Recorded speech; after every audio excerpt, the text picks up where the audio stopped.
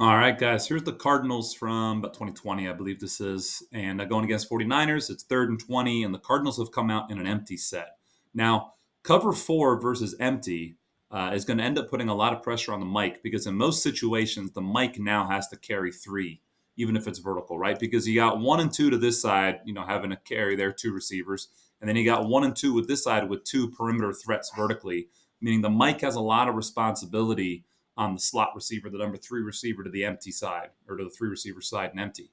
The Cardinals actually have a brilliant little play design right here, which is they set it up like drop back pass, and then they just pull a lineman for the mic because that's the guy who's now responsible for that receiver.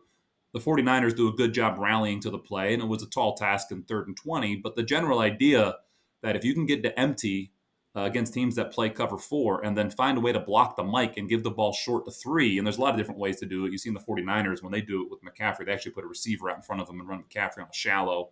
You saw them do that in the Super Bowl. There's other ways to do it, but the way the Cardinals are doing it here is very interesting, where they're going to pull a lineman whose job it is to go block the mic, and then Larry Fitzgerald is just supposed to fit in here behind the center and see if they can't pick up a chunk.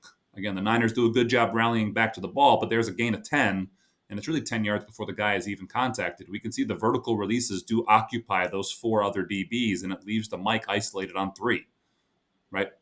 Particularly with the outbreaking route here, he has got to match and work out to protect. This is an interesting little play and a great point of emphasis in cover four, which is how can you take advantage of the mic with your number three receiver, whether it's doing it from empty, whether it's using the running back, or whether you're doing it from a three receiver set. Even if it's not empty, you could put the running back in the backfield, and you might have the same effect where you might get the mic, in an isolated situation against number three. So whenever you play against a cover four team, definitely important to see how exactly they're going to try to help the mic on number three. And if they're not giving him adequate help, then to try to take advantage of the mic and see if you can't get some cheap yards trying to make the mic cover slot receivers and running backs.